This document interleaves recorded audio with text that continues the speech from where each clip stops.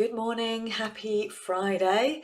It is Sanae Floyd here, business breakthrough coach and sales mentor. And today I want to talk to you about consistency and in particular consistency in your visibility. Now, this is off the back of a conversation I was having with a client yesterday who was berating herself, beating herself up, really harshly judging herself for not being able to stay consistent with her commitments to visibility. So she even said, what's wrong with me? Why can't I do this?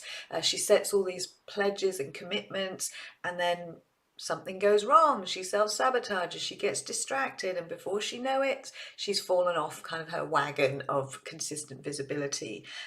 So if this is resonating with you, if you're struggling, and I know it is a big challenge for many coaching entrepreneurs, then this video is for you. I just want to talk to that challenge and create perhaps some shifts perhaps to see if we can kind of loosen things up so that it becomes much more easy for you to show up with consistency. Because my desire and the work I do with my clients, the shifts are in the fact that you start to enjoy showing up, that it becomes kind of an impulsive pull to want to show up and share your message, and it becomes easy, it feels more effortless, it becomes natural, and there's a lot of kind of reasons why that shift happens. So the first thing I would say is if this is resonating and you are struggling and it's not fun, you don't find it fun, you're not feeling inspired with fresh ideas all the time, your creativity isn't flowing, so you feel stuck.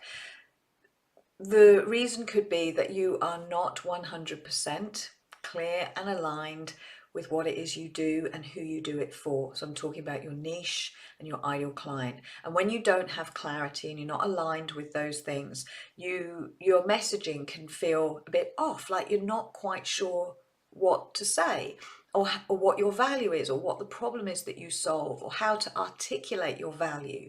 So when you have uncertainty in those areas, that will stop you from showing up consistently. It's like you've always got one foot on the brake. We need certainty and clarity to feel confident. So that's the first thing I want to say. It's really ensuring that and asking yourself, am I really 100% clear and aligned with my ideal client and what it is I help them to solve, the problem I solve? And the second thing in alignment with that first one is knowing who your ideal client is makes it a lot easier that when you're creating content, when you're pressing go live, for example, like this, you're looking at that one individual, like you know exactly who it is you're talking to. So it doesn't become, oh my God, I'm sharing a message with so many people and that's really scary. You're just talking to that one person you know has the problem that you solve. And when you kind of connect to that person, you realize that, oh my God, what they're going through is unnecessary. I can help them. And that kind of pulls you to want to share your message a lot more. You feel more purposeful in sharing your message. The other thing I want to say is that if you are struggling with consistency, then you have no doubt attached a lot of pain to what it means to be visible or to what it means to be consistent. So whether the pain is that it feels, or there's the fear of being judged when you show up and share your message, the fear of being criticized, the fear of being rejected, or maybe there's this kind of the hard work associated with the need to always be perfect. If you are struggling with perfectionism, or you're constantly pushing through a feeling of being an imposter, like I'm going to get found out, this isn't real, or maybe it's just the pain of overwhelmed, that it all feels too overwhelming. So we attach pains to certain things, and that is why we self-sabotage. Like our subconscious is always going to move us away from pain. We're going to protect ourselves from pain. So the important thing here is to shift your association, shift the meaning you have around being visible. So you've got to shift into the joy you'll feel and maybe the confidence and self-esteem you'll have as you start pushing through this and showing up with consistency.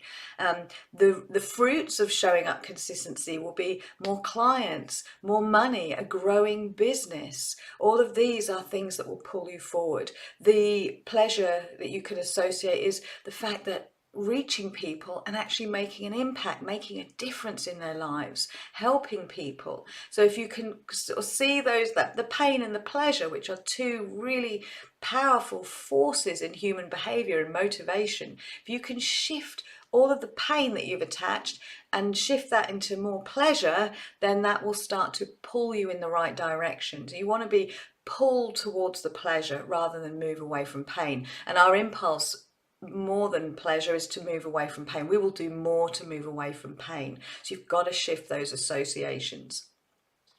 And another final thing I just want to say is I was having a conversation with a client, this was a couple of years ago, and we were talking about the fact that when you start your business, you essentially become a marketeer.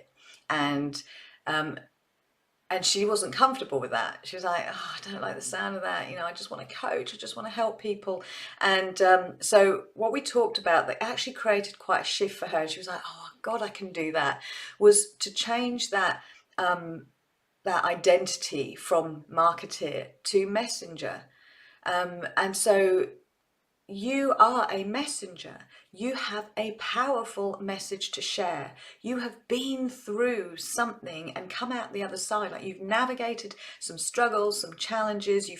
You've developed some hard-won wisdoms as a result. You have knowledge, you have experience, skills and gifts that will powerfully serve another, that will powerfully help your ideal client. So when you can connect to that and think, right, oh my God, I've got all of this inside of me and I really want to share it so I can make a difference and have an impact and help people, I am a messenger.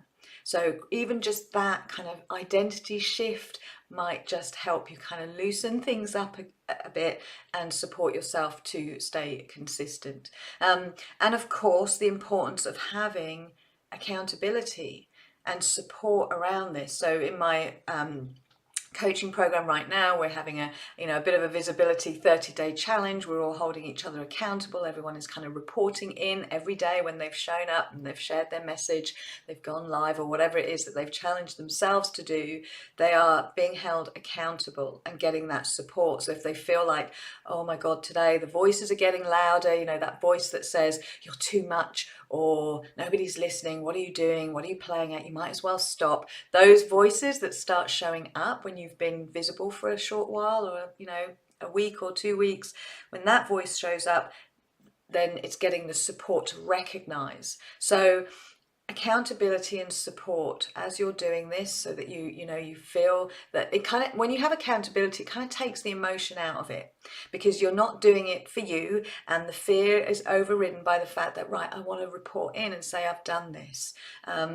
And of course the support, that as the saboteurs come up, you have somebody to kind of give you that perspective that what's going on in your head is not real. Those thoughts are just old thought habits, old patterns that aren't your reality. Just push through, keep going, and slowly those voices will diminish. So having that accountability and support is also very, very important to help you develop that muscle. And I always call it a muscle, because once you've done it, once you've kind of created that muscle, then it begins to feel weird when you're not showing up. It feels so much more easy and effortless, as all habits do. It doesn't have to be a discipline when you flex that muscle of habit. It just happens because it's habitual. So I hope you found this helpful. Have a great rest of your day and a happy weekend, and I will speak to you again soon. Thanks for watching. Bye.